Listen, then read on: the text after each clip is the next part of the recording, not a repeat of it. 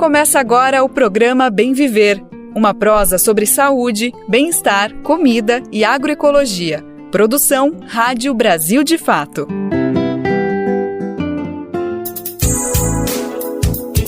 E hoje é quinta-feira, dia 25 de julho de 2024, data mais do que especial. Hoje é Dia Internacional da Mulher Negra, Latino-Americana e Caribenha, além também de ser Dia Nacional de Teresa de Benguela, momento fundamental da nossa história para refletir sobre toda a nossa trajetória como país, a formação desse Brasil e o que a gente precisa projetar para o futuro, principalmente na garantia de direitos. Quem está começando por aqui, nesse espírito tão importante, é o Bem Viver, o programa produzido pelo Brasil de Fato. Meu nome é Lucas Weber, eu te acompanho nessa boa prosa para a gente falar sobre agroecologia, saúde, alimentação, cultura, entre outros temas fundamentais que estão no quente do momento, que a gente precisa discutir sobre política, economia, enfim, tudo isso cabe no nosso Bem Viver. Bom, bora saber então quais são os destaques que a gente preparou para a edição do programa de hoje. Para celebrar essa data, dia 25 de julho, a gente tem o prazer de conversar com Preta Ferreira, que está lançando hoje uma música em parceria com Angela Davis e Conceição Evaristo. Organização e luta de trabalhadores e trabalhadoras no Ceará. Radinho BDF discute o uso excessivo de telas à infância. Esses são alguns, mas são vários os destaques do programa de hoje. Bora lá que ele só está começando. A minha voz é resistência, sobrenome é coragem. Aliada da liberdade, dona da minha vontade. Abalando as estruturas, vou abrindo toda a grade. Uso a resiliência e a palavra como chave. Uso a resiliência e a palavra como chave. Respeite o corre da preta, essa mina é muita treta. Respeite o corre da preta, essa mina é muita treta.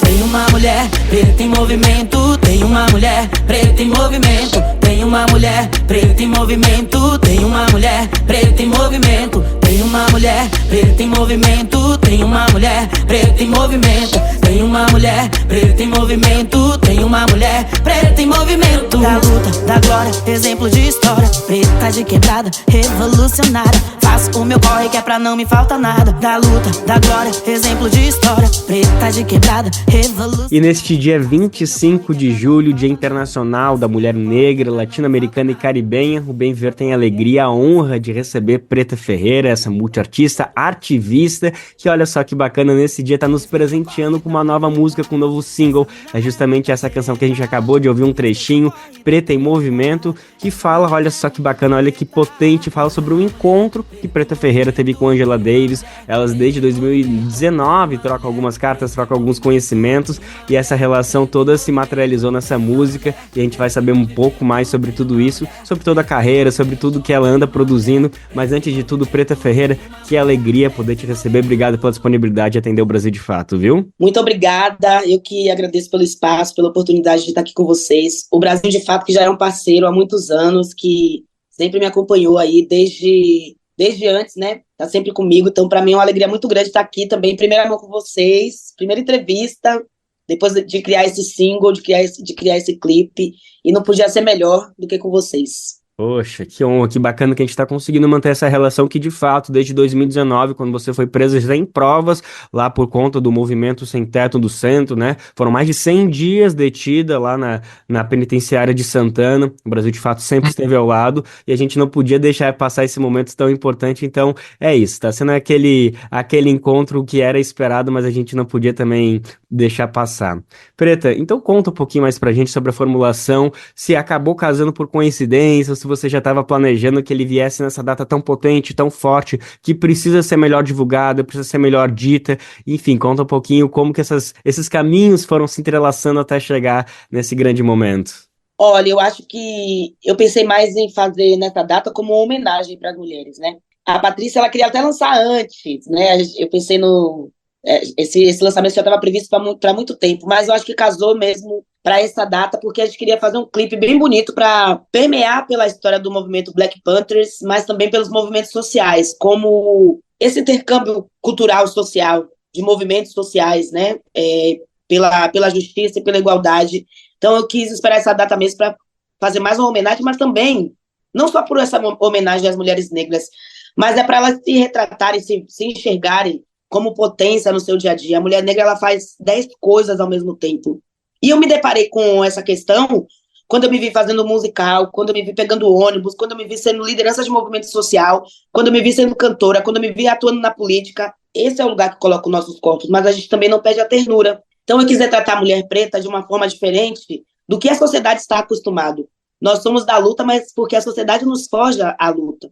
A sociedade não é bacana com as mulheres negras. Então acho que essa data ela veio mais para reforçar essas mulheres e para dizer o quanto que elas são especiais e quanto elas são transformadoras. Sem dúvida alguma, sem dúvida alguma. É muito importante todos esses estímulos, todos esses processos que acabam sendo até educativos. Canções como essas acabam infligindo na sociedade de uma maneira muito bacana, muito propositiva. Então é fundamental quando a gente consegue trazer a arte para conseguir dialogar e ressaltar pontos tão importantes. E ainda mais, gente, que presente é esse, né? Uma parceria com Angela Davis, a parceria no sentido do diálogo, da conversa, da inspiração, e acaba ressaltando algo muito importante que é esse intercâmbio, né? Entre os movimentos negros do Brasil e o movimento negro dos Estados Unidos, que eu imagino, e aí que eu quero te ouvir, a gente tem muito a aprender, muito a ressaltar, mas como a própria Angela Davis diz, a gente também precisa se olhar. A gente tem Léa Gonzalez, que já ensinou tanto quanto Angela Davis, ela própria falou isso, né? Não, imagina. Então, compartilha um pouquinho com a gente como que foi essa troca que você vem tendo com Angela Davis, mas ao mesmo tempo, essas reflexões que ela própria provoca de a gente também saber se olhar, entender que a nossa força já está aqui, mas enfim, são trocas, né? Eu imagino que é um equilíbrio. São trocas, e eu esqueci de falar uma surpresa para vocês. Também tem um poema de Conceição Evaristo. A gente abre o clipe já direto com o poema que Conceição fez para mim em 2019, que esse poema está no meu livro, Minha Carne, Diário de uma Prisão. É a última página do livro, chama-se Vozes Vazam Grades, e a gente abre logo falando sobre esse poema, né? Eu citando esse poema de Conceição Evaristo. Mas acho que essa troca com Angela Davis, agora em 2023 eu fiz, agora em 2024, foram 80 anos de Angela Davis, então eu fiz a tradução do que era Angela Davis. Então eu estudei muito, né? Além de ter esse encontro com Angela Davis, eu sou uma estudiosa dos livros de Angela Davis, dos ensinamentos que a professora deixa, né, pra gente. Acho que essa troca ela acontece direto. A gente ia se encontrar agora de novo, mês passado, mas infelizmente Angela pegou Covid e teve que voltar para os Estados Unidos. E essa troca era justamente para falar desse encontro atual, né? Porque quando Angela veio me visitar, ela veio justamente pela prisão injusta que eu sofri. E ela se colocou muito disponível a me ajudar em que ela pudesse, né? Eu ainda me encontro presa praticamente. Eu estou de liberdade condicional, a gente ainda está sob julgamento. O processo ainda não acabou. E isso diz muito sobre a perseguição aos movimentos Black Panther, sobre a perseguição aos movimentos sociais no Brasil. Isso diz muito sobre o período que a gente viveu ditatorial, né, aqui no Brasil.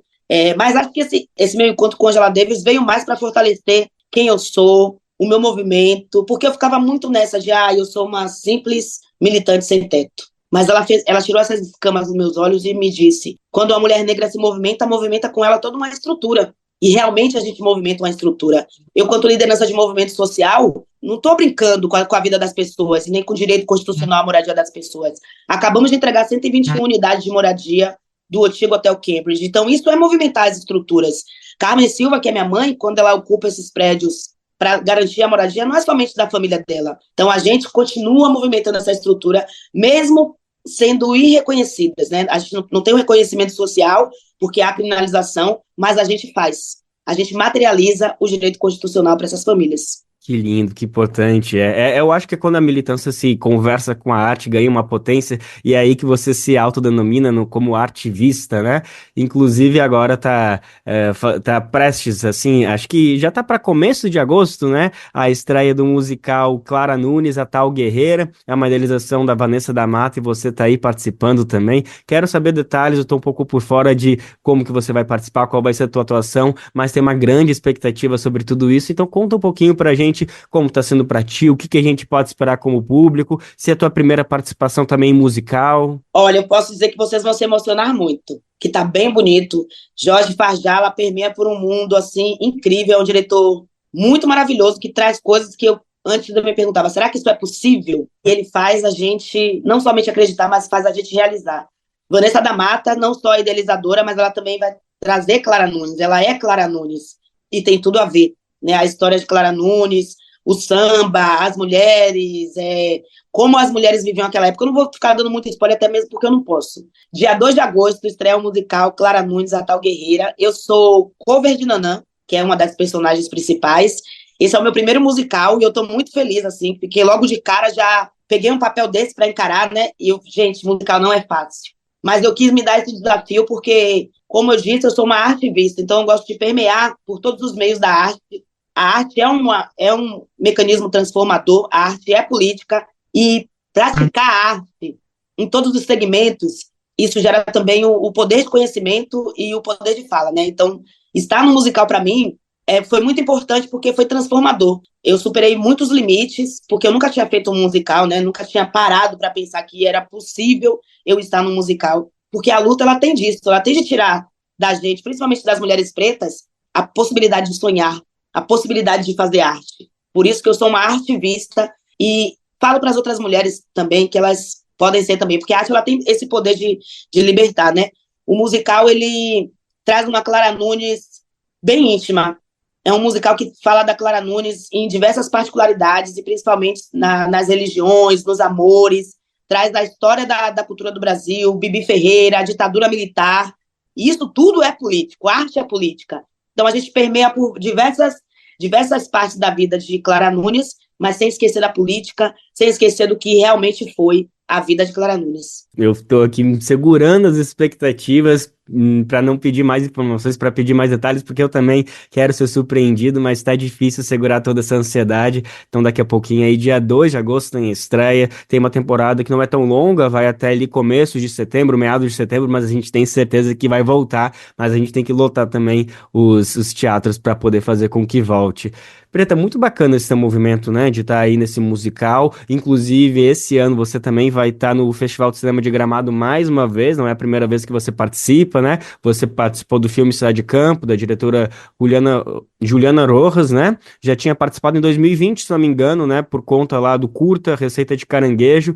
E te ouvindo falar um pouquinho sobre esse teu processo de entender como ativista, de como um movimento que não é só seu, mas um movimento coletivo, de mostrar que mulheres pretas podem sim estar ocupando espaços artísticos, tem toda essa capacidade, esse direito. Eu fiquei pensando, quando que foi esse momento, quando que foi esse estalo, se foi Angela Davis, ou se foi sua mãe, que também é uma militante histórica, quem que te passou esse conhecimento, essa percepção de que você tinha o direito e talvez até o dever, por tudo que você carrega, de, claro, ser militante, de atuar, de defender os direitos da população, dos seus próximos, mas ao mesmo tempo também conseguir se expandir para essa linguagem universal que é a arte. Teve um estalo, teve algum momento que essa chavinha virou? Eu sou artista desde criança. Isso eu sempre tive certeza de que eu sempre soube que eu era artista.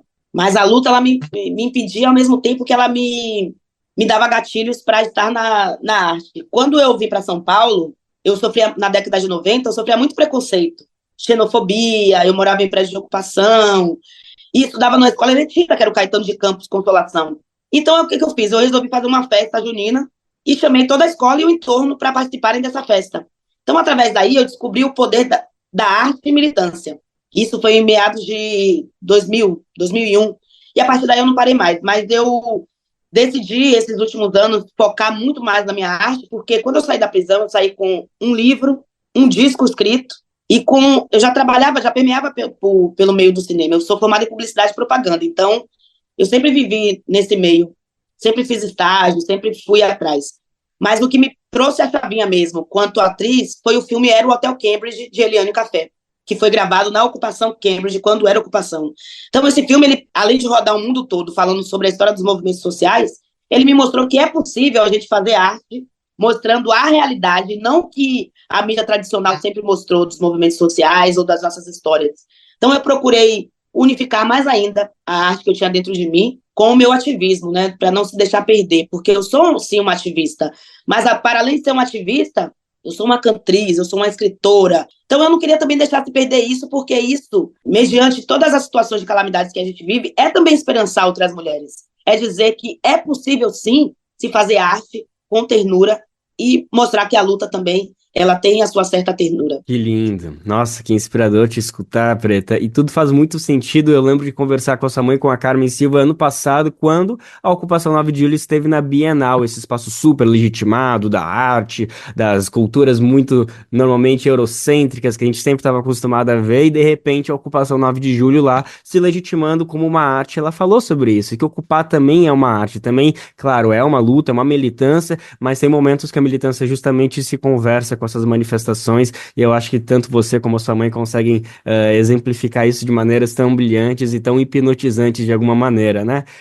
Preta, a nossa conversa está chegando ao final, mas acho que ia ser bacana só entender um pouquinho mais. Você já chegou a mencionar, mas queria te ouvir um pouquinho mais em detalhes. Qual que é a tua atual situação em relação a essa prisão injusta que aconteceu em 2019, né? Você passou 108 dias presa na penitenciária feminina de Santana. Você e outras lideranças do movimento Sem Teto do Centro foram acusadas de extorsão e associação criminosa por supostamente coagir moradores a pagarem taxas. Enfim, você saiu, mas ainda está em liberdade condicional nessa situação. Quais são as expectativas para, enfim, esse processo acabar, Preta? Olha, agora a gente está na fase de... Agora que eu vou ser ouvida, né?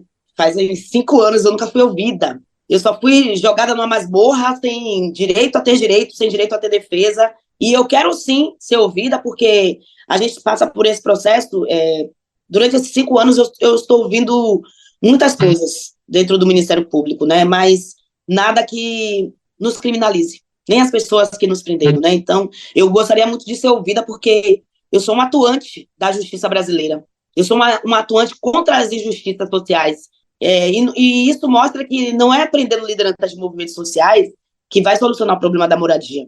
Não é criminalizando os movimentos sociais que vai solucionar esse problema. Isso é um problema político. E quem tem que responder por isso são as autoridades políticas, e não as lideranças de movimentos sociais, porque se os movimentos sociais existem, é justamente pela ineficácia dos governantes.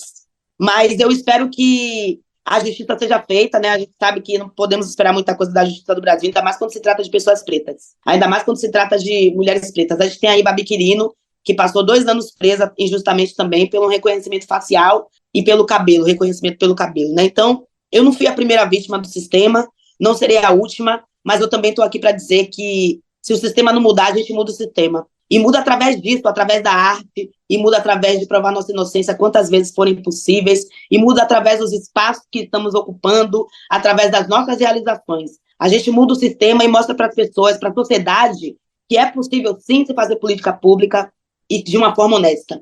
Não adianta criminalizar para amedrontar a sociedade, porque isso é amedrontar a sociedade. Quando se prende a liderança de movimentos sociais criminalizando, é para a gente ficar acuado. E a gente não precisa ficar acuado, porque isso é direito constitucional. Então a gente precisa ir para o enfrentamento, mas de uma forma inteligente, usando a nossa sabedoria e as tecnologias sociais que nós temos. Eu saí da prisão gritando a minha inocência, e eu continuo aqui em liberdade gritando a minha inocência. E essa música diz muito sobre isso. Eu sou aliada da liberdade. Você pode me prender, pode me jogar na masmorra, como me jogaram numa masmorra, e eu voltei de lá cheia de ar e cheia de vontade de fazer política, e agora está na hora de exercer. Exatamente, exatamente. E essa música que Preta se referiu, Preta em Movimento, lançada justamente hoje, nesse dia 25 de julho, Dia Internacional da Mulher Negra, Latino-Americana e Caribenha. Simplesmente aí uma canção que vem muito da inspiração que Preta Ferreira tem com os diálogos constantes com Angela Davis, tem participação de Conceição Evaristo, então a música está aí disponível para todo mundo poder acompanhar nas diversas plataformas de podcast, YouTube, enfim,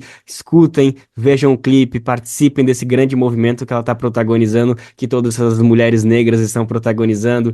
Preta, acho que agora só para encerrar nossa entrevista, a gente falou bastante do teu trabalho, de tudo que você está participando, inclusive desse musical Clara Nunes, a Tal Guerreira, mas acho também bacana a gente fazer só uma alusão um pouquinho mais literal a essa data, né? Porque a gente está falando do Dia Internacional da Mulher Negra, Latino-Americana e Caribenha. Então acho que tem um espírito também de território que a gente precisa lembrar. Claro que são as particularidades de cada mulher negra, de cada região que existe, mas também tem essa concepção de unidade que a gente precisa olhar, e eu trago isso talvez até como uma provocação da gente conseguir olhar para as mulheres negras do norte, amazônicas, enfim, caribenhas também, Cuba, Venezuela, tantos países aí que tem uma história tão comum, e eu acho que também é importante a gente ressaltar esse espírito de união existe, que vem tanto do povo africano, das diversas nações africanas, né, Preta? A gente não pode esquecer ou achar que o racismo, a misoginia só acontece aqui, nessa região, nesses lugares, né? E essa música ela vem é uma homenagem a todas as mulheres negras do mundo. Ela não se restringe, a arte não tem restrições, não tem 4 paredes, não é linear. Ela é infinita, né? Então, você joga uma música dessa ao mundo, não se restringe apenas a mim ou às pessoas que estão aqui na minha região. Isso é para que as mulheres se enxerguem. A minha voz, ela é um transmissor, é como se fosse uma injeção, que a gente pica e as outras reagem. É uma injeção de ânimo mesmo, para que todas as mulheres se enxerguem quanto potência, para que elas se enxerguem nas suas particularidades como guerreiras, como resistência, e também não esquecer da ternura, que é a mulher preta. A mulher preta, ela é afeto, ela é carinho, ela é cuidado, mas quem cuida dessa mulher preta? Porque só enxergam a gente nesse lugar de potência, de resistência, mas a gente não pode esquecer que nós também precisamos, merecemos e temos direito a sermos amadas, a sermos cuidadas, a sermos respeitadas, principalmente. Essa foi Preta Ferreira, multiartista, ativista, que chegou a ser presa por mais de 100 dias por conta da atuação do Movimento Sem Teto no centro, uma acusação sem provas que ela só agora, 5 anos depois disso acontecer em 2019, vai ser ouvida pela primeira vez. A gente conversou com ela, mas muito mais para celebrar esse atual momento da carreira dela. Ela está lançando neste dia 25 de julho, Dia Internacional da Mulher Negra, Latino-Americana e Caribenha, uma nova composição, Preta em Movimento, que está disponível aí para todo mundo ouvir. Preta Ferreira também, que daqui a pouquinho vai estrear no musical Clara Nunes, a tal guerreira. A partir de agosto vai estar aqui rodando em São Paulo, certamente vai chegar em outros locais. Preta, que alegria ter falado contigo. Mais uma vez, muito obrigado pela disponibilidade de atender o Brasil de Fato, viu? Eu que agradeço, estamos juntos sempre. Brasil de Fato é um veículo que traz a verdade, que mostra à tona para o Brasil, para o mundo afora, o que é mesmo a política de verdade, sem precisar manipular, sem precisar mascarar. Então eu tenho essa parceria com o Brasil de Fato já há muito tempo, sou muito grata também ao Brasil de Fato, por me dar sempre lugar de fala, para mostrar também meus trabalhos, mas também por não esquecerem de mim. Então sou muito grata, e viva as mulheres negras, latino-americana, caribenha, que nós somos potências mesmo. Muito obrigada. Viva, viva, viva.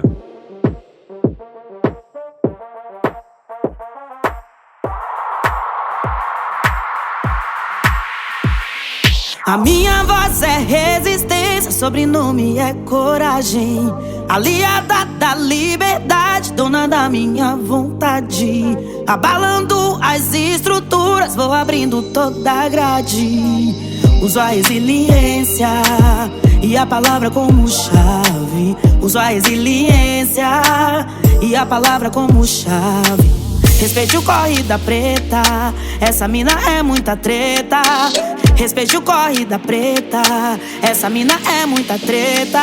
Tem uma mulher preta em movimento, tem uma mulher preta em movimento. Tem uma mulher preta em movimento, tem uma mulher preta em movimento. Tem uma mulher preta em movimento, tem uma mulher preta em movimento. Tem uma mulher preta em movimento, tem uma mulher preta em movimento. Da luta, da glória, exemplo de história, preta de quebrada, revolucionária. Faço o meu corre que é pra não me falta nada. Da luta, da glória, exemplo de história, preta de quebrada, revolucionária. Faço o meu corre que é pra não me falta nada. Faço o meu corre que é pra não me falta nada.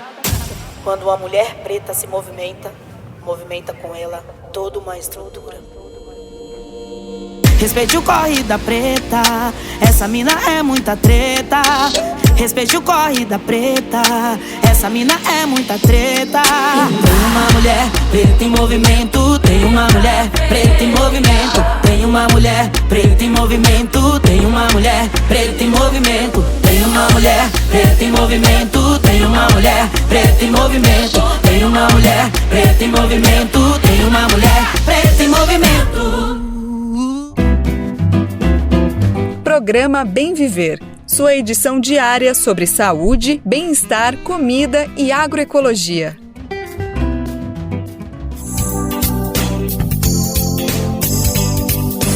E agora vamos falar aqui no programa Bem Viver sobre a organização de luta de trabalhadores e trabalhadoras no estado do Ceará. A CUT, Central Única dos Trabalhadores do Ceará, tem um novo nome ocupando o cargo da presidência. Quem assume é Lúcia Maria Silveira de Queiroz, que passa da diretoria estadual para a presidência da CUT lá no estado.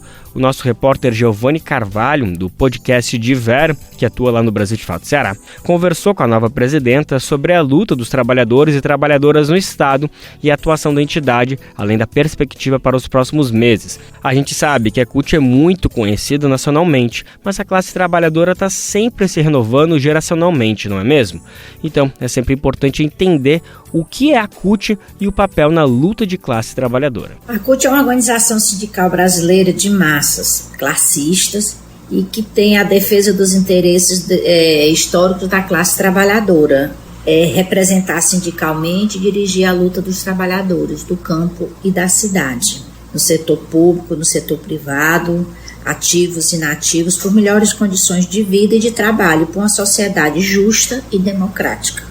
Nós da CUT, nós somos a primeira, a Central Única dos Trabalhadores é a maior central do Brasil e a quinta maior da América Latina. Nós somos a central que representa mais trabalhadores no Brasil.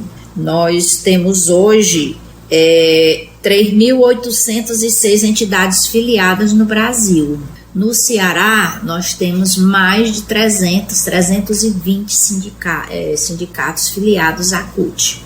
Do campo, rurais, municipais, de todas as categorias nós temos sindicatos filiados. A nova presidenta foi questionada pelo nosso repórter do Brasil de Fato Ceará como se tem dado a organização dos trabalhadores com o governo federal na era do presidente Lula e também na relação com o governo estadual, que figura o governador Eumano de Freitas. Nos dá um pouco de ânimo de termos um governo progressista, que muitas vezes são que foram de pessoas que foram próximas. Nós entendemos de que será mais fácil o diálogo, mas isso não deixa de que a CUT não cumpra o seu papel. Nós precisamos sempre estar tentando diálogo, reivindicando as melhores condições de trabalho, tanto no setor público como no setor privado, quando no caso do governo, do setor público. Então, se nós não formos atendidos como nós achamos que nós estamos querendo, nós vamos para a rua, nós vamos fazer greve, nós vamos fazer manifestações, porque nós temos que cumprir o papel da CUT, independente de que governo. Quem estava hoje mais próximo da gente, mas agora ele cumpre lá o seu papel. Nós vamos continuar cumprindo o nosso papel enquanto Central Única dos Trabalhadores. Nós acreditamos que o governo esteja de portas abertas para nos receber. Mas isso não faz com que a gente fique parado. Nós vamos lá e fazemos as manifestações, fazemos as nossas reivindicações. É tanto que está aí a greve dos professores federais e do Estado. Enquanto não se teve uma negociação que minimamente para os trabalhadores nós entendemos que seja justa, a greve não acaba. Então nós não olhamos quem está lá. Nós achamos que quem está lá deve nos receber com mais facilidade, o diálogo ser melhor, e acreditamos que tenha sido, na realidade tem sido, pelo menos nós temos conseguido ter diálogo, coisa que em outros governos a gente não consegue nem ter sentar para negociar. Mas sentar para negociar não significa ter resultados que a classe trabalhadora queira, né? Esteja pedindo percentuais, que muitas vezes não é só a questão salarial, vem a questão da saúde, vem a precarização da mão de obra que está dentro das coisas, a questão das terceirizações que cada vez mais tem se repercutido dentro das entidades públicas. Então, assim, a CUT, ela não olha quem está lá, a gente olha mais sempre olhando para o trabalhador. A valorização do salário mínimo já é uma bandeira antiga da CUT, que a gente nunca deixa de lado, porque a gente precisa sempre estar atento. Valorização do salário mínimo e pensando de que nunca deixar de que os aposentados se perca desse percentual também, porque se esquecer, quando a gente deixa isso de lado, o aposentado ele passa cada vez mais. Então, quando a gente tem um patamar de que o mínimo é o salário mínimo também para os aposentados, isso já dá um pouco mais de segurança para os aposentados. E as manifestações têm acontecido, o 1º de maio aqui foi ótimo, a questão da tabela do imposto de renda, que nós sabemos de que nós ainda temos que avançar, mas que a CUT não está parada, não está as centrais estão se reunindo com o governo e é sempre um processo de negociação. Um governo progressista, ele abre essas portas para que a gente as centrais consigam dialogar com o governo e que as nossas bandeiras sejam pelo menos escutadas, né, do que a gente está propondo, e esperamos que sejamos atendidos do que nós queremos, e pelo menos, se não for exatamente o que nós queremos, mas pelo menos que satisfaça a classe trabalhadora. O tema importante que tem repercutido bastante é a uberização do trabalho, o que significa que a classe trabalhadora tem enfrentado cada dia mais a precarização dos postos de trabalho e a falta de garantia de direitos. A gente ouviu a presidenta Lúcia Maria sobre a reorganização do trabalho e o processo de uberização. A Central Única dos Trabalhadores, a gente está agora no processo de... Nós sabemos que o processo de Uber está passando agora por um processo de conscientização de que eles dizem que eles são patrões, que são donos do seu trabalho, do seu tempo, mas que eles não têm direito a nada. Se eles ficarem doentes, ele bater, acabou, eles não têm nenhum direito.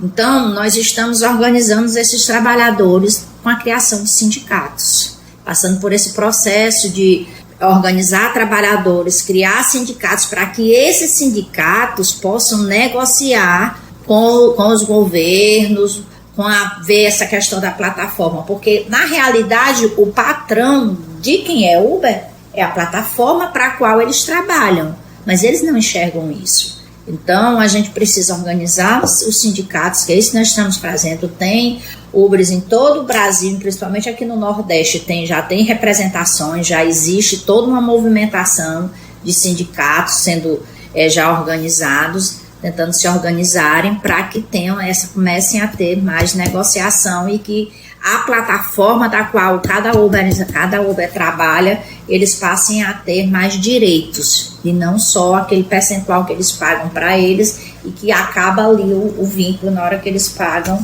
e nada mais. Uma das bandeiras é exatamente essa, de tentar fazer com que um auxílio-doença, porque o trabalhador adoece, seja lá que trabalho for. Então ele adoece, ele não poder tirar uma licença, se ele não tem uma previdência, não tem como tirar uma licença. Né? Uma licença remunerada, porque as contas não vão deixar de aparecer, de chegarem, se ele tirou um auxílio, ele ficou doente. Então é por isso esse nosso processo de conscientização da criação dos sindicatos, é para que essas bandeiras, essas coisas que as outras categorias têm, eles possam também ter. Questão do auxílio-doença, questão da aposentadoria, né? E de quantas horas? Porque, às vezes, quando eles têm necessidades, eles extrapolam a quantidade de horas que eles têm. E é o normal ficar doente. É o normal ou ficar doente, ou, às vezes, precisar não ter precisar, ou seja, eles dizem que organizam o tempo deles, ótimo.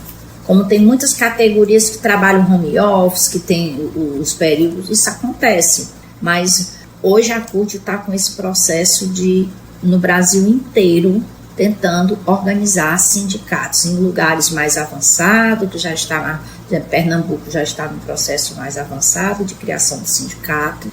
Pelo menos aqui no Nordeste, é o que se sabe, é o estado que está com o processo mais avançado de organização do sindicato. E nós acreditamos que quando a gente conseguir criar fica mais fácil da gente conseguir nos outros estados, de fato, estabelecer isso.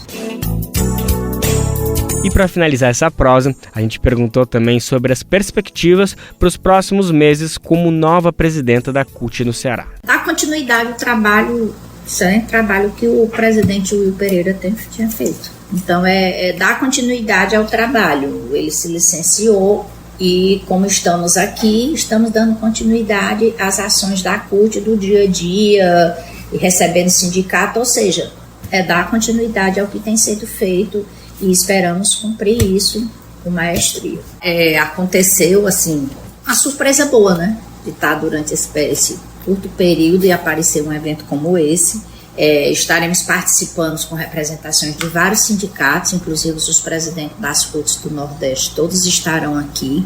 Concluiremos esse período no dia 25 à tarde, com o Fórum das CUTs do Nordeste, que vai se reunir aqui em Fortaleza, aqui na sede da CUT, às 14 horas, para discutir financiamento sindical e o lançamento da plataforma da classe trabalhadora do Nordeste, fruto de um ciclo de debate que nós fizemos com o Nordeste. Então, assim, esse processo do L20 aconteceu assim no momento em que a gente deu para fazer esse trabalho, discutir financiamento sindical, que é um tema que a gente precisa discutir o movimento sindical, porque nós precisamos que os trabalhadores entendam de que para que o movimento, os sindicatos, eles consigam sobreviver, fazer as suas defesas, dialogar com os patrões, eles têm custos.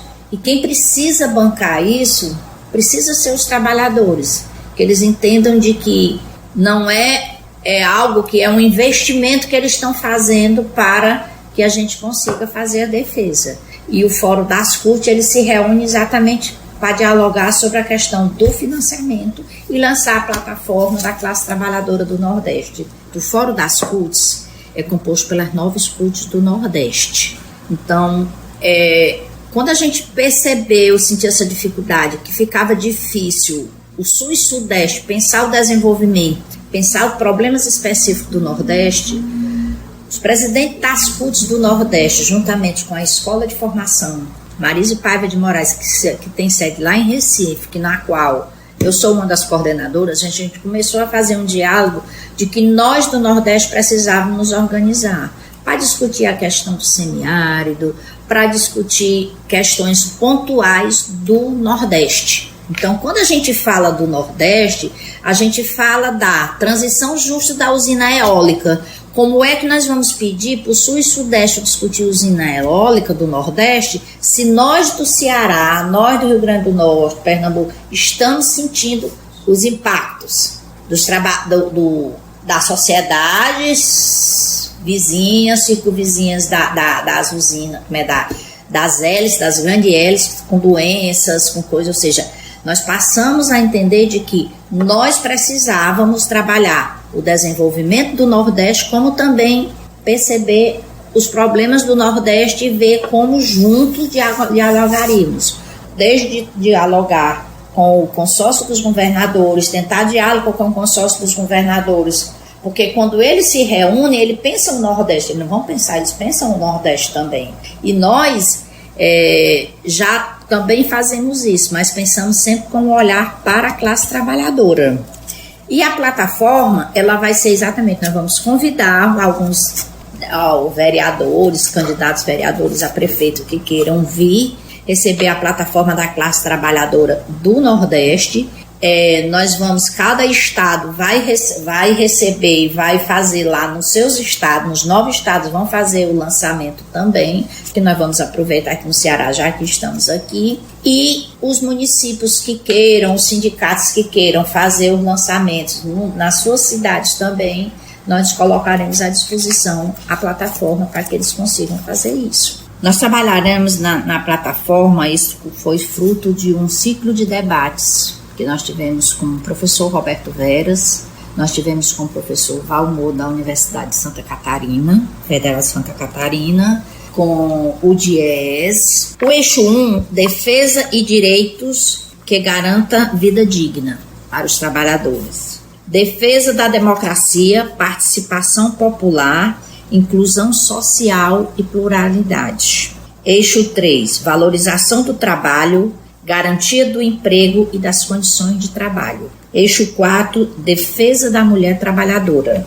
E eixo 5, estudo indutor do desenvolvimento regional sustentável. Então, esses foram os eixos que nós vamos trabalhar. Nós trabalhamos na plataforma e de que nós esperamos que os vereadores, os prefeitos que recebam, possam extrair daqui o que eles mais se identificarem para que coloquem como uma das suas bandeiras. Agora no Bem Viver a gente vai falar sobre os ataques aos direitos dos povos indígenas do Brasil. O povo Guarani Kaiowá retomou no início de julho uma das suas áreas no Mato Grosso do Sul. Por conta dessa ação, os Guarani Kaiowá têm sofrido ameaças de fazendeiros, já tendo um indígena sido baleado. Quem vai explicar melhor que situação é essa é a nossa repórter Gabriela Moncal. Indígenas Guarani Kaiowá viveram mais uma cena de terror nessa semana em Douradina, no Mato Grosso do Sul. Dezenas de caminhonetes com cerca de 100 fazendeiros acenderam os faróis em direção à retomada de uma área ancestral na terra indígena Panambi-Lagoa Rica. Juntos, eles ameaçaram um ataque na noite da última segunda-feira. Um vídeo que circula pelas redes sociais mostra a cena. A filmagem é feita por um homem que está ao lado das caminhonetes enfileiradas. No áudio, é possível ouvir as ameaças. Todo mundo se posicionando e daqui uma meia hora o bambu vai envergar. Vamos avançar. Todo mundo organizado, todo mundo se organizando aí para o grande conflito. Lá tá os índios, também estão organizados. Chegando a tropa de choque aí também. Polon tá chegando com a liderança aí. Vamos chegar para cá. Vamos chegar. O nome Polon, mencionado pelo homem que faz as filmagens, se refere ao deputado federal Marcos Polon, do PL. No Instagram, o parlamentar postou vídeos na vigília de fazendeiros, onde confirma que a fazenda sobreposta à terra indígena é do agropecuarista Cleto Spessato. Os indígenas retomaram o território, sobreposto pela fazenda, no último 13 de julho. A terra indígena já foi reconhecida e delimitada, mas está com o processo demarcatório estagnado desde 2011. Desde a ocupação dessa parte do território, os Guarani Kaiowá sofreram um ataque que deixou um indígena baleado na perna. A tensão é permanente, com um acampamento de produtores rurais a poucos metros dos indígenas. Uma das lideranças da retomada rebateu as acusações de que eles seriam invasores, lembrando que a demarcação do território é esperada pelo seu povo há centenas de anos. Ainda segundo o indígena, os Guarani Kaiowá têm sido massacrados ao longo dos anos e a mesma problemática continua em 2024. A Atiguaçu, Grande Assembleia Guarani Kaiowá, pede socorro e afirma que os indígenas estão sob ataque.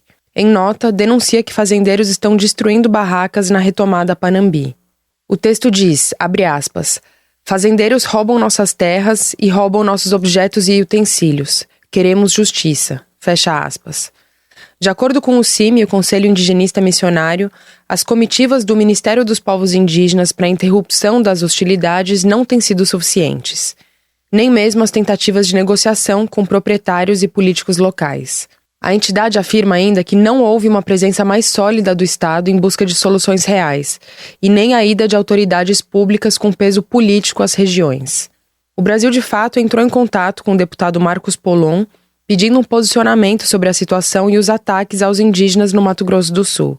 Não houve resposta até o fechamento dessa matéria, mas o espaço segue aberto caso o fundador do movimento Pró-Armas queira se manifestar. A reportagem também procurou Cleto Spessato.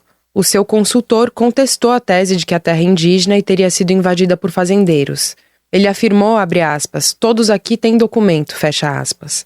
Declarou ainda que a escritura é do tempo de Getúlio Vargas. Foi justamente na década de 40 que o Estado brasileiro expulsou os indígenas de seus territórios no Mato Grosso do Sul para confiná-los em reservas. A retomada no município de Douradina é uma de outras 12 que foram atacadas por fazendeiros só no mês de julho. Além do Tecorrá Kunumi, na cidade de Carapó, conflitos acontecem nesse momento contra diversos povos indígenas. Entre eles, os Caingangue e Guarani-Mbiá, no Rio Grande do Sul, Avá-Guarani, no Paraná, Paracanã, no Pará e Anassé, no Ceará. De São Paulo, da Rádio Brasil de Fato, Gabriela Moncal. Nossos ouvintes aqui do Bem Viver já conhecem muito bem o Radinho BDF, né, gente? Nossa, que maravilha de programa é esse? Para quem não conhece, o Radinho é um podcast semanal voltado principalmente para as crianças, mas que atende todo mundo. As famílias precisam escutar todas elas juntas, inclusive para debater assuntos fundamentais que são, sim, acessíveis para os menores. Bom, no último Radinho, ele abordou sobre um tema super importante que também tem atingido as crianças brasileiras, que é o excesso do uso de telas e a possibilidade da proibição do uso do celular nos ambientes escolares. A Unesco indica que a exposição aos dispositivos celulares pode atrapalhar a capacidade de concentração e socialização também. Diversas redes de ensino no Brasil têm adotado a medida de proibir o uso de celulares nas escolas.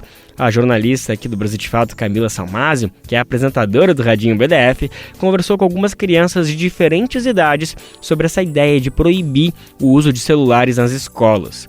Vitória Ferreira dos Santos, de 11 anos, que está no 6º ano do ensino fundamental e mora na ocupação 9 de julho, na cidade de São Paulo, foi perguntada sobre o que faria se pudesse mudar a regra de não levar o celular para a escola. Vamos ouvir a opinião da Vitória. Olha, na minha opinião, eu levaria celular, mas eu não mexeria na sala, porque na sala não pode. Nos recreios, não pode. Na saída pode, mas na sala mesmo, em si, não pode mesmo. Estados como Rio Grande do Norte, Rio de Janeiro, Roraima, Paraná, Maranhão, entre outros, já proibiram o uso total de celulares nas escolas. Nesses estados, a decisão deixou de ser individual de cada família, dos alunos, e passou a valer para as escolas de uma forma geral. Ao saber dessa notícia, a estudante Vitória, de 11 anos, também expressou a opinião dela. Vamos conferir. Sério? Tipo assim, é porque tem alguns alunos que precisam se comunicar com os pais, né? Isso pode prejudicar, o aluno por conta disso, para ir embora para a saída. Também ouvimos a estudante Olivia Lucero, de 12 anos, que estuda em uma escola particular no Rio de Janeiro, sobre esse tema. Eu levo porque às vezes eu volto, porque eu não moro perto da minha escola, né? Não é longe, mas eu não moro tão perto da escola. E aí eu levo porque às vezes eu volto com, sei lá, o pai de uma amiga, e eu tenho que ligar às vezes. Tá tudo certo? Vou voltar mesmo? Atualmente no Brasil não existe uma lei que regulamente o uso dos aparelhos entre crianças e jovens, mas sabemos que o uso prolongado dos eletrônicos e a exposição a telas pode levar à dependência. Essa é uma questão que precisa ser debatida por toda a comunidade escolar, bem como a sociedade, já que o uso dos eletrônicos é realmente uma realidade, gente? Não tem como contestar isso. Com debate e reflexão coletiva, é sim possível chegar numa melhor solução.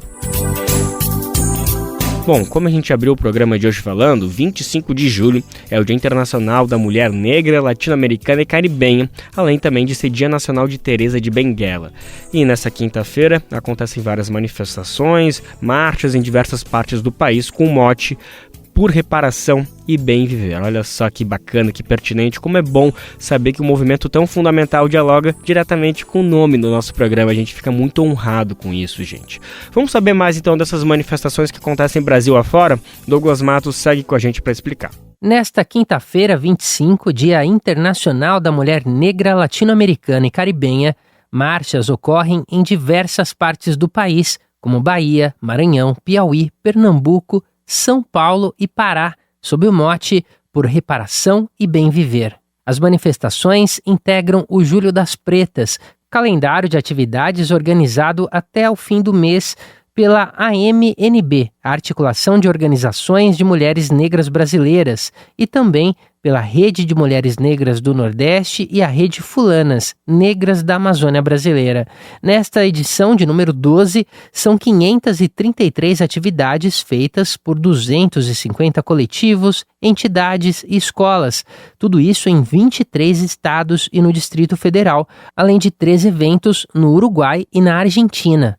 Os protestos e atividades mobilizam, segundo as organizadoras, a articulação de um projeto de reparação histórica, pelo que foi considerado o terrível dano causado pelo colonialismo e pela escravidão do povo preto, que perdurou por quase 400 anos e que ainda orienta o pensamento e o modus operandi racista e patriarcal da elite branca que governa o país. Os coletivos que compõem a Marcha das Mulheres Negras também se preparam para fazer, em julho de 2025, a segunda caminhada nacional até Brasília. A expectativa é que a marcha, que acontecerá uma década depois da primeira edição, reúna agora 1 milhão de mulheres negras. Desde 2015, o 25 de julho no Brasil é também considerado o Dia Nacional Teresa de Benguela. A quilombola viveu durante o século XVIII e liderou o quilombo Quariterê, ou Quilombo do Piolho, localizado na cidade de Vila Bela da Santíssima Trindade, no atual estado de Mato Grosso. Sob o comando de Teresa, a comunidade negra e indígena resistiu por 2 décadas. Foi destruída em 1770 pelas forças do português Luís Pinto de Souza Coutinho. A lista completa de protestos confirmados para esta quinta-feira, dia 25, está disponível na versão online dessa reportagem no site do Brasil de Fato, www.brasildefato.com.br. De São Paulo, da Rádio Brasil de Fato, locução Douglas Matos. E vem chegando no Bem Viver, aquele tema que a gente adora compartilhar. Os bons frutos da reforma agrária popular no Brasil. Olha só, mais de 200 cooperativas que atuam com a produção de alimentos em assentamentos criaram em 2024 a União Nacional das Cooperativas da Reforma Agrária, a Unicrab. A Unicrab é uma iniciativa inédita que foi pensada para ser um instrumento de combate à fome e de desenvolvimento da agricultura camponesa. E é essa experiência que a gente vai conhecer hoje no Momento Agroecológico com a nossa repórter diretamente de Brasília, Flávia Quirino.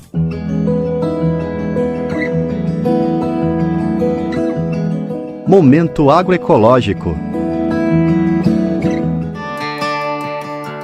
Mais de 200 cooperativas que atuam com a produção de alimentos em assentamentos criaram a União Nacional das Cooperativas da Reforma Agrária, Unicrab. A organização pretende fortalecer o sistema cooperativista, ser um instrumento no combate à fome e de desenvolvimento da agricultura camponesa. Assentada da Reforma Agrária no Ceará, Clarice Rodrigues, da coordenação do setor de produção do Movimento de Trabalhadores Rurais Sem Terra e integrante da Unicrab, comenta. A Unicrab ela vem para fortalecer, o conjunto dessas cooperativas a nível nacional, a união dessas muitas cooperativas nossas espalhadas pelo Brasil todo, onde a gente vai poder, através dela, fortalecer cada vez mais o sistema cooperativista nos nossos assentamentos, nas nossas regiões, criar novas cooperativas, fortalecer as cooperativas que já existem. Então sabemos que existem outras centrais de cooperativas pelo Brasil, mas nós nos sentimos representados no conjunto das nossas cooperativas, onde temos as mesmas pautas,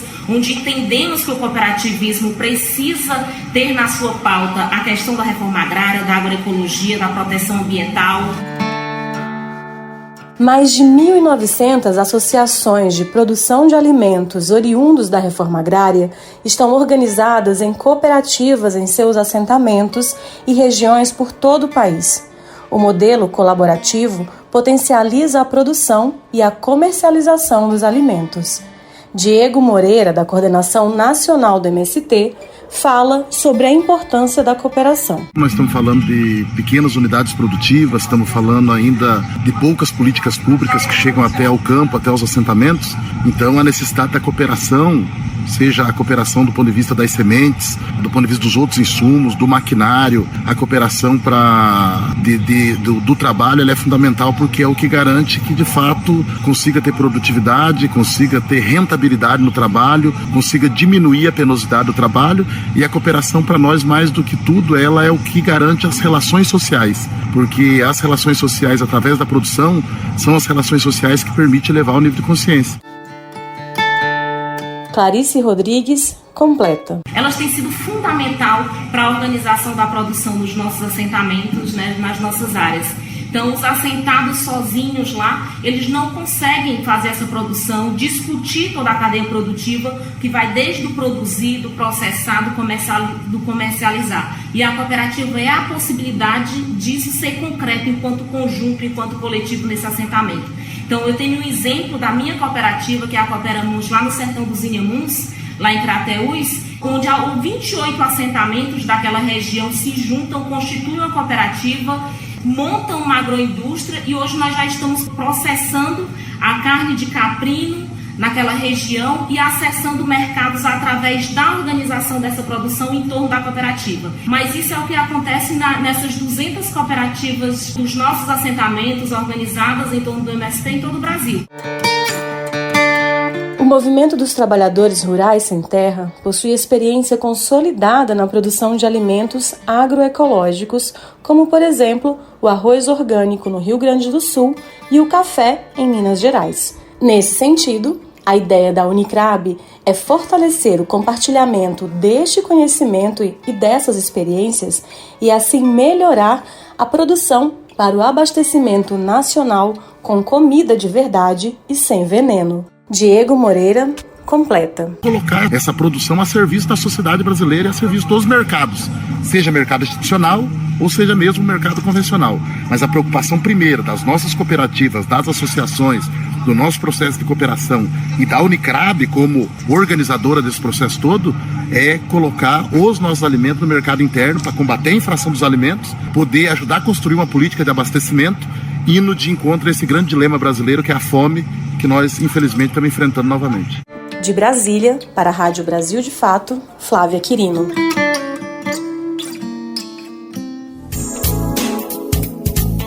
A gente está quase chegando no finalzinho do programa, mas vamos trazer uma notícia muito animadora para o nosso bem viver. Segundo a ONU, a quantidade de pessoas desnutridas no Brasil diminuiu em 2,3 milhões de 2020 para 2023. Esse dado faz parte do relatório O Estado da Segurança Alimentar e Nutrição no Mundo, realizado pela Organização das Nações Unidas para a Alimentação e Agricultura, a FAO.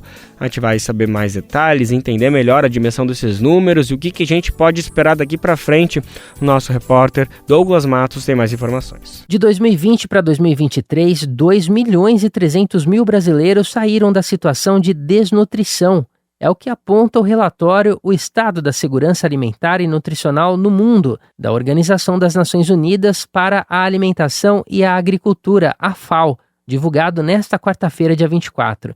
A entidade analisou 2 períodos distintos. Entre 2020 e 2022, os 3 últimos anos do governo Bolsonaro, a quantidade de brasileiros desnutridos era de mais de 10 milhões. Já entre 2021 e 2023, já contando o primeiro ano do governo Lula, o número caiu para 8 milhões e 400 mil. Em termos de porcentagem, saiu de 4,7% para 3,9% da população. Os dados revelam que o país diminuiu a quantidade de desnutridos mais do que a proporção do conjunto dos países da América Latina e Caribe e do mundo. No primeiro caso, os países latino-americanos registraram uma queda de mais de 43 milhões e 700 mil desnutridos para 43 milhões e 400 mil, o que representa uma diminuição de apenas 0,68%. No mundo, a quantidade saiu de 725 milhões e 100 mil para 722 milhões, ou seja, um recuo de 0,42%. Segundo o relatório, no ano passado, entre 713 e 757 milhões de pessoas podem ter enfrentado fome, o que significa 1 a cada 11 pessoas do mundo. Em 2023, a estimativa é de que cerca de 29% da população global, ou seja, mais de 2 bilhões e 300 milhões de pessoas, estavam em situação de insegurança alimentar moderada ou grave. Já um ano antes, 2 bilhões e 800 milhões não podiam pagar por uma dieta saudável. Isso se concentrou nos países de baixa renda, cerca de 71,5%. No Brasil, entre 2017 e 2022, o custo para se ter uma dieta saudável passou de $3,22, cerca de R$18 na cotação atual, para 4,25, ou seja, algo em torno de R$23,70. Entre os principais fatores de insegurança alimentar e desnutrição, 63% se devem à desigualdade pertinente e alta e também a conflitos. Neste cenário, a FAO das Nações Unidas afirma que os dados do relatório lançam uma sombra sobre a possibilidade de alcançar o tão sonhado Fome Zero, um dos objetivos de desenvolvimento sustentável da Agenda 2030 da ONU. O documento foi publicado em meio à declaração de redução das desigualdades da reunião ministerial de desenvolvimento do G20, que é o grupo que reúne os países com maiores economias do mundo. O evento teve início no Rio de Janeiro nesta quarta-feira, dia 24. Entre os temas da reunião estão a taxação das grandes fortunas dos super ricos e os caminhos para conseguir recursos no combate à desigualdade. De acordo com um estudo da Oxfam do início do ano, um imposto de 5% sobre os mais ricos apenas nos países do G20 já poderia gerar uma receita de $1 trilhão e 500 bilhões de dólares por ano. Para a organização, essa quantia é suficiente para acabar com a fome global. De São Paulo, da Rádio Brasil de Fato, com reportagem de Caroline Oliveira. Locução, Douglas Matos. E assim a edição do Bem Viver de hoje fica por aqui. Amanhã a gente está de volta para sextar com todo mundo, fechar mais uma semanada. Lembrando que nosso programa vai ao ar sempre a partir das 11 horas da manhã pela radiobrasildefato.com.br para o mundo inteiro pela internet. Logo depois, à 1 da tarde, é vez da nossa parceira RBA, Rádio Brasil Atual 98,9 FM, transmitir o nosso programa também. Lembrando que o Bem Viver vai ao ar em diversas rádios pelo país e a lista completa de emissoras que retransmitem o Bem Viver você encontra no nosso site, na matéria de divulgação divulgação diária do programa. Aqui a gente aproveita para agradecer esses veículos por estarem com a gente.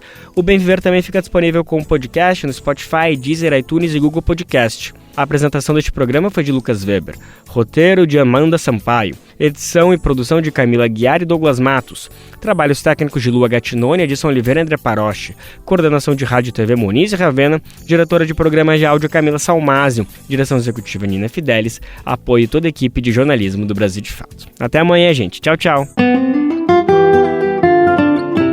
Você ouviu o programa Bem Viver, uma prosa sobre saúde, bem-estar, comida e agroecologia. Produção Rádio Brasil de Fato.